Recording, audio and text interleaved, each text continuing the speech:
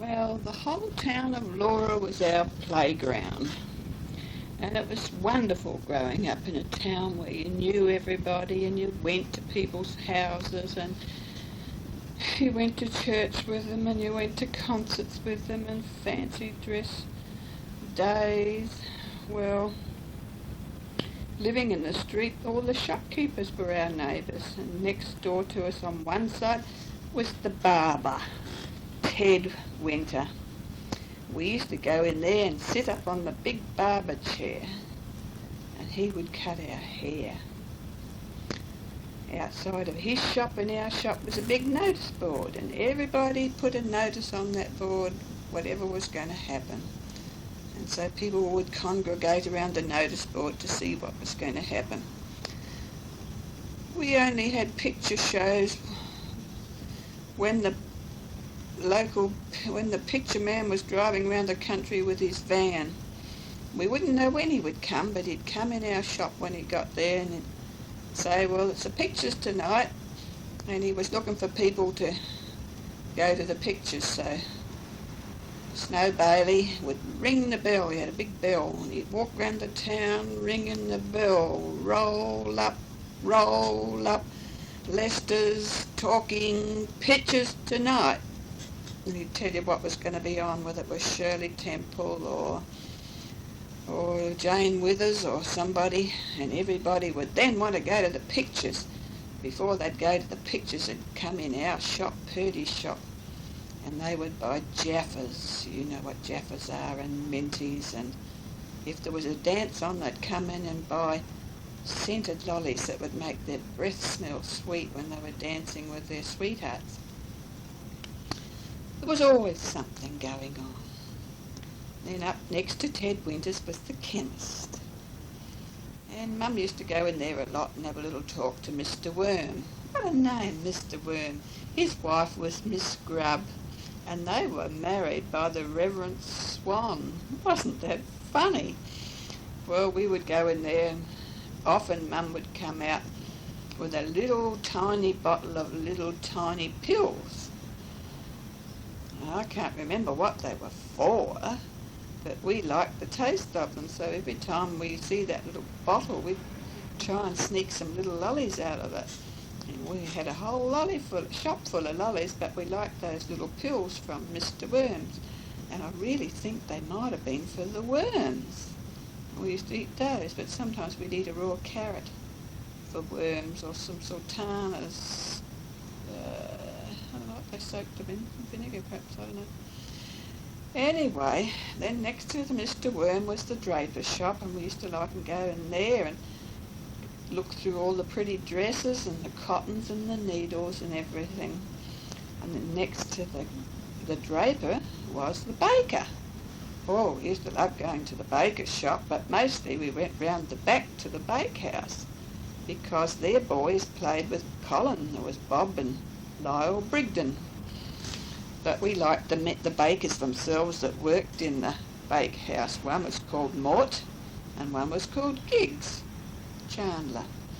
And we'd see them put all the flour in the big trough and then put the hose in and put some water in, and they'd put their arms right up to their elbows in there and they'd turn it over and knead it and roll it and put it in the big ovens and make bread. Sometimes they'd give us a bit of dough that was left over.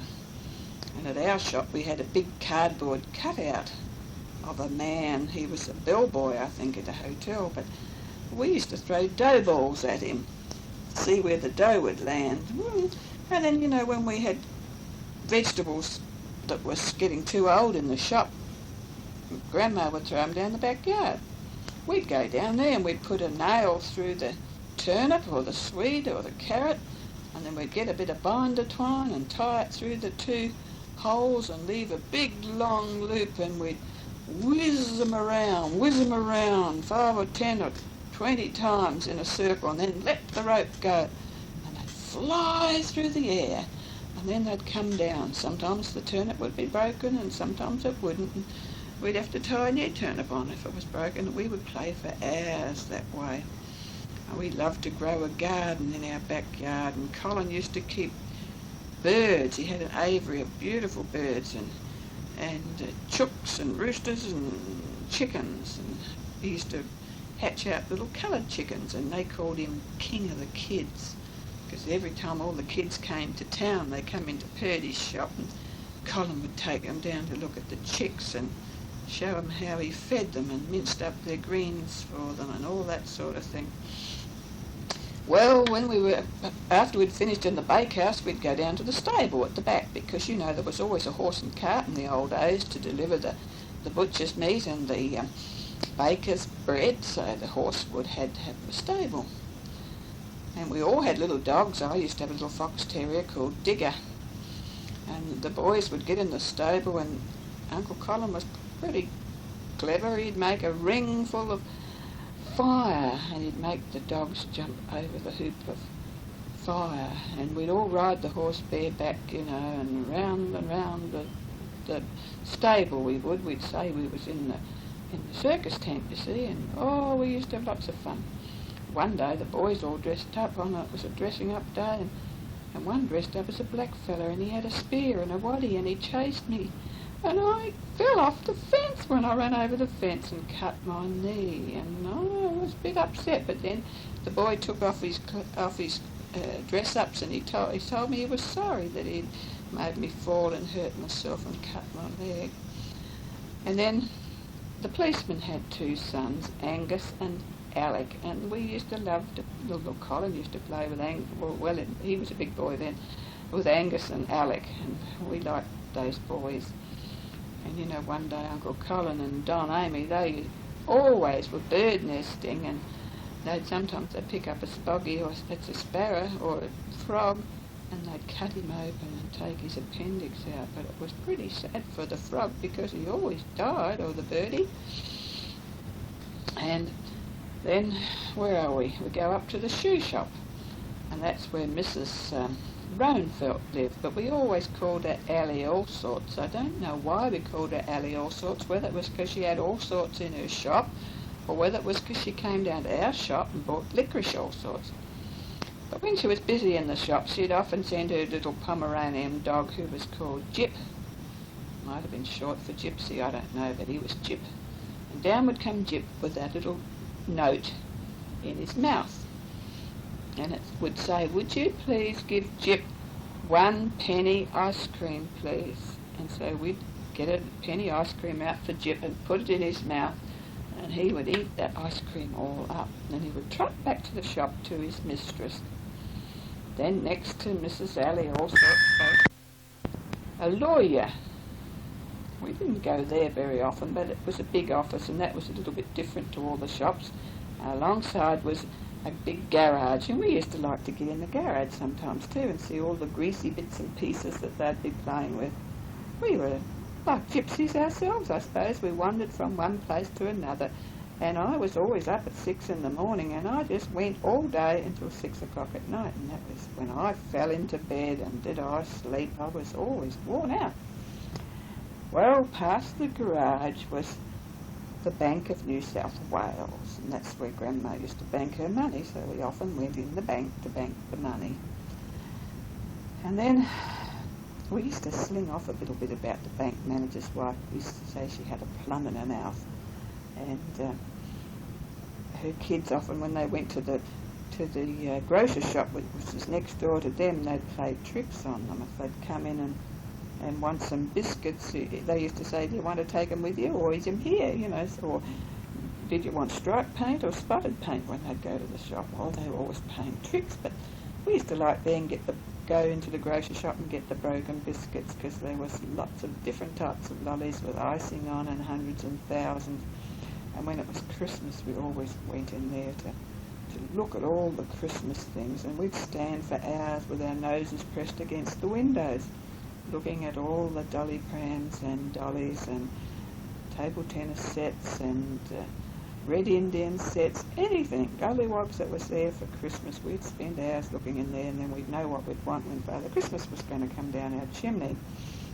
Before Father Christmas came, we always had to put an orange out and some sugar and a drink, because that was what he liked. But he always used to spill the sugar It used to make me cross when I'd see Father Christmas spilt the sugar, but he'd eat all the orange, but he always put sugar on his orange. He'd eat it with a spoon. And Christmas Eve, we used to have the shop full of Christmas stockings and tins of biscuits and toffees and all sorts of little novelties to sell for Christmas. And Auntie Joan and I used to go down to the Laura Ice and Produce Company, where we kept all our ice blocks until Christmas time, because we used to make ice blocks all day and all night and bag them up in little plastic paper bags, and we'd store them in the ice company until it was Christmas, and we'd have to go down there and get them out. And then outside the shop we'd have all barrels of ice cream and ice blocks and drinks, and we'd sell all night. The crowds in the street would be thick. The farmers would come from mile around mile on Christmas Eve. And I used to be up at 6 to see if anybody dropped their money in the street, because everybody was so busy changing their money and buying things, they'd often drop it. Well, past that shop, up the draper and the grocer shop, past the bank, we came to another shop like ours, but we always reckoned their shop wasn't as good as ours, and we always had more customers than they did. And then there was the shoemaker. When he wasn't mending shoes, he'd sit and knit a cardigan or crochet. He was very clever at knitting. He was a nice man, we liked him too. And then there was another garage, and then there was a billiard room where everybody went to play billiards, and across the road was another baker, and we used to like to go there too. And one of the girls from that shop, her name was Pat Kowalski, she'd come into our shop and she always wanted ripe bananas to eat, real ripe bananas, and licorice straps with marshmallow and coconut on. Oh, and then Dr. Tassie would come in and buy all the Weevely chocolates that had little worms in it, because he'd eat them, worms and all, and his favourite cigarettes. And then coming down there was 2 butcher shops, and one of those butcher shops I used to play in too, but we used to always get into the salt bag and eat the salt. Rock salt. Oh, it was really salty, but we thought we were clever, the one that could eat the most saltiest salt. But I don't think that did our health any good, and maybe that's something that makes kidney stones or something in your body, because when the kidneys try to filter all that salt out of your body. And they had some cows down the back and a horse, and we used to go down there sometimes too. And then there was the Sunman's house, and there were 2 old maids lived there, Daisy and Belle. And when we were remodelling our house, we used to have to sleep over there with Daisy and Belle. One night I fell out of bed. It was so funny falling out of bed in a strange house. But they always had games to play with us. We had snakes and ladders and Ludo and dominoes and all these games, and they would sit and play games with us. And on Sundays they were our Sunday school teachers. And Belle was pretty blind, and she wasn't able to see too much, and she'd cup her hand over her eyes to try and read, to keep the light out so she could read. And we used to have to say catechism to her, and we never used to learn it too well, so while Belle was cupping her hand around her eyes, someone else would be showing us the catechism so we could read it and we'd know what it was all about. And her nieces used to come down from Port Augusta, and we used to climb the mulberry tree and pick the mulberries. Oh boy, we used to have juicy mulberries running out of our mouths, and then they'd make mulberry pies and cream. And if it was really hot, they had a little old shed out in the middle of their garden, and inside it was a big bathtub, and we'd fill it up with water. And it was only a dirt and wood floor, and we could splash around in there, sliding in and out the bath and having lots of fun. And then sometimes we'd go down the back and ride the horse, and we couldn't really ride horses. It's a wonder we didn't kill ourselves or break our bones when those old horses used to pick root. Sometimes that means they'd kick their legs up and you'd just about fall off. And they had a dentist used to come there once, and so there was an old treadle in there that you'd treadle and that you could drill your teeth. So we used to play dentists in there. Oh, we used to play on the old sewing machines, and we used to have lots and lots of fun. And then next door to them was the blacksmith shop, where all the horses came to get new shoes. And we used to love to go and watch the smithy banging on his anvil and then putting the shoes on the horses. I don't know, it was lots of fun. Then next door was the hotel, and we used to sometimes go over there and play with their children and their grandchildren. And then around that corner we walked off to school, and we used to like going to school too. And when there was Easter time, we'd go across to the paddock and see where the bunny had left all the eggs. We didn't have refrigerators at school. We had one in the shop, but we never had them anywhere else, so we'd have to hang up lots of water bags under the shade of the pepper trees, and they would get it when they got a bit of a breeze. The water would be really cool, and we'd love to go to the pepper tree and get a drink of water out of the watering bag. Sometimes we'd stop off at the chemist's wife's house on the way home from school, and we'd help mind the baby, or we'd go to Bleasing's where they turned the pigs into bacon, and we'd like to go there and see them salting the bacon. And then we would, what else would we'd stop at Chandler's and see how they were. They were an old couple and they lived in a little house, and it was so hot that we'd always sit outside under the trees most of the days, not like going inside by the air conditioner or the fan. Oh my, there were so many houses we'd go into. Mary Mack, that used to work for us, she'd take us up to her house over another creek. The creek went right round the town, so everywhere we went we had a bridge or a creek. And one day they got flooded too, and it wasn't very nice, all those houses with mud and water through them. And she'd sometimes take us up to the Catholic Church, but we didn't really understand what was going on. And then up near the hospital there was an old German lady lived, and we used to like to go there and see her musical Christmas tree at Christmas time. And I remember once there was a big thunderstorm and there was lightning and there was a ball of fire rolling around on her pillow. Grandma used to go and visit her because she was sick. And oh, there were people everywhere. The Condons, they had a hotel, we'd go in there, and the doctor's house too, we'd go there sometimes. Grandpa used to deliver fruit and vegetables, and he'd make us go in with a tray of fruit and vegetables to Mrs. Tassie, and the dog was a big old South Station. He'd say he won't hurt you, but he used to jump up and put his arms on our shoulders, and we were a bit scared. Well, we've just about been round the town, but then there was our music teacher. Her house opened right onto the street. And when we'd be at music, sometimes people would rat-tat-tat on her knocker on the door, and when she'd go to the door, there'd be nobody there. The kids would just knock on the door and run away. And then there was the tennis courts and the bowling greens, and we used to like to go there on hot nights and watch the tennis and the bowls. So everywhere we went, there was the ice works where we always went down there and got some free ice cream. And we knew everybody just about. There was a foundry, that's a big place that makes metal, I think. All those places are gone now. If we wanted to go anywhere when it was hot, we'd go to Port Germain, which had a big ballroom there and the longest jetty in Australia, I think, and we'd walk right up there to the lighthouse and we'd dangle down a net and catch crabs. So we had fun at Port Germain. We'd sometimes have a picnic there, Sunday school picnic, and bury all the money in the sand, and we'd have to find it. And then there was Talawi Beach out from Piri. We'd go there and catch crabs, or we'd go through the gorge and shoot at rabbits, or have a barbecue, or what they called a chop picnic. Or then there was the Sunday school picnics. We always got on a big wagon pulled by horses, until later on they got motor trucks, and we went on the seats in the back of the motor truck. And we'd go to Kinnear houses. They lived on the Rocky River also, for a long way out of town, and there was a little clearing there where all the trees were, and we'd arrive and we'd all get out of the wagon, and the horses would be tied up with their nose bags so they could nibble on, and sometimes we'd run straight for the hills and slide down the banks on our sugar bags or wheat bags. And then sometimes we'd get some water and water the grass, and we'd slide through that.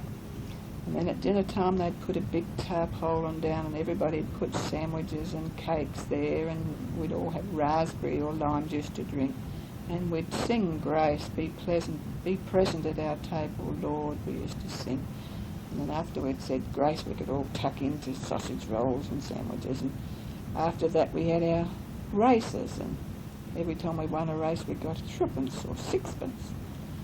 and sixpence would be worth about 5 cents. Sometimes you got a penny or a halfpenny.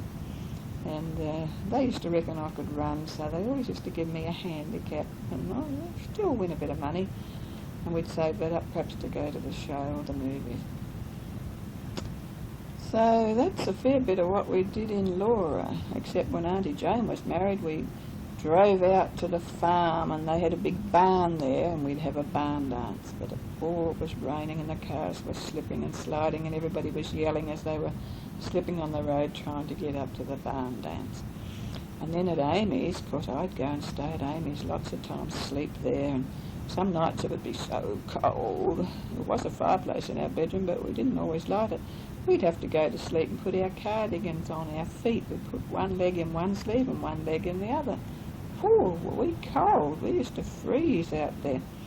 And then we would gather the eggs. We'd have to wander all over the road, all over the farm and in the barns and sheds until we got all the eggs. Sometimes they'd go in the blacksmith shop, and we'd have to hunt around all those tools that were in there and the big bellows that they used to light the forge, the fire and all that sort of thing. And there was always a story that you had to watch out for the ghosts, because someone said, the people that lived there before said that they'd seen a ghost in the blacksmith shop. But we reckoned it was just a white calf that had wandered in there and dashed out and that sort of thing. But then when we got the cows in the milk bales, we'd have to go and call them down from the paddock sometimes, or sometimes they'd walk down on their own. And they all had names like Bluebell or Daisy or Buttercup or Jersey, and we'd put them in the bale, and so they couldn't kick us when we milked them. Sometimes they'd flick their tail in our faces, and that wasn't so good. And we'd squirt away the milk into the buckets, and if we weren't careful, the pussycats would come along and they'd want to squirt the milk in their mouth, or we'd have to watch they didn't hop into the buckets. And then we used to play in the shed there where all the feed was for the cows too. Then we'd go across to the manger where the cows were, the horses were, and we'd have to get the chaff out of the chaff house and put in the manger for the horses. And if we were going to go somewhere, we'd sometimes learn how to put the bridle on the horse and then the saddle on the horse, and off we'd go. Sometimes we'd go in a trap, a horse and trap, and we'd go out the road and around to the next farm, and we'd have afternoon tea around there and come home again. Or we'd go to Fisherman's Bay for the school holidays with our fathers to fish and play in the sand and eat lots of bread and apricot jam and condensed milk. We were always hungry, but we had to cook the fish and clean the fish and catch the fish, and then we'd swim and get sunburned. So we had lots of wonderful times together. And then we went through school and we grew up, and I used to go to high school, and then I went to business college in Adelaide where I met lots of other friends. And I wanted to be a nurse, but we had to wait till we were 19, so we had to go to business college and go to work in offices first. And then I had to get a job at the Wakefield Street Hospital in Adelaide, and it was good fun dressing up in our uniforms and learning how to take a bedpan to the people that were sick, or to wash them, or to cook their dinner. Sometimes if they were on a special diet we had to weigh that up and cook it ourselves, or we'd send up to the kitchen and up would come the dinner in a little lift all on its own. And then after we finished work we were always pretty tired, but we'd go off to a dance in the ballrooms around the city. There was the Palladium and the Palais and the Embassy, and we loved to dance the night away. It was good exercise for us. When we were on night duty, when we finished working, we'd go for a walk in the park around the race course and see the horses trotting around early in the morning. Sometimes it was hard to go to sleep after you'd woken up early in the morning when the sun come up. After doing your work, you'd have to get around and run around quick, and you'd be wide awake. And I used to board in Adelaide with some people, and I used to go to work in a music shop where they sold music, and they taught the piano and the Hawaiian guitar, and I made lots of friends there too. But one day I got very sick and had to go to hospital with diphtheria, and I was there for 7 weeks. And so I changed my work. I was working underground, and I came up into a 2-storey building where the sun shone in try and make me healthier. And I also went to nurse in Port Pirie too, and I liked it up there because I had lots of lovely friends, and we'd still go dancing up there. It was dancing all through the pictures, there wasn't much else to do. And we'd watch the ships come in sometimes there, and meet different people that would come off the boats. There's not much to tell about nursing. We all had lots of little different experiences, and I used to like it when I was in Port Pirie because they put me in the children's ward where all the sick babies were, and I used to like looking after the babies. Sometimes we'd have up to 20 babies and they'd all be crying at once, and little children, but that was good fun.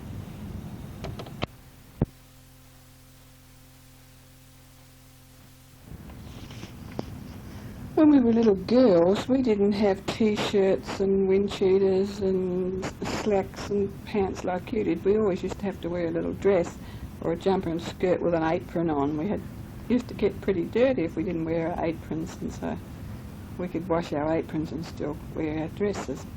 Also, we had to wear little shoes with a button on, and when we had new shoes it was always hard to do up our buttons.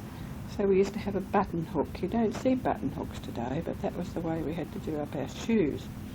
And being the baby, if my mum went off to see her mother, she would get a ride sometimes with somebody in the town that had a car. There weren't very many cars around. And I'd have to sit in the back seat, and we used to have sort of flaps that we'd put up, celluloid flaps or canvas flaps, and when we'd be driving all the way to Adelaide, the cold breeze would get in and it would be very cold.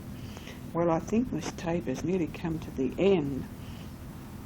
I hope you enjoyed listening to some of these experiences. It's hard to know just what to tell you. So many things happen when you're growing up, and I've been very happy as a child and a teenager. Had lots of wonderful experiences, and even as an adult I've met many wonderful people, and that's helped to keep me happy. It's nice to have lots of friends, and friends from all over the world in different countries that can tell us about the way they grew up.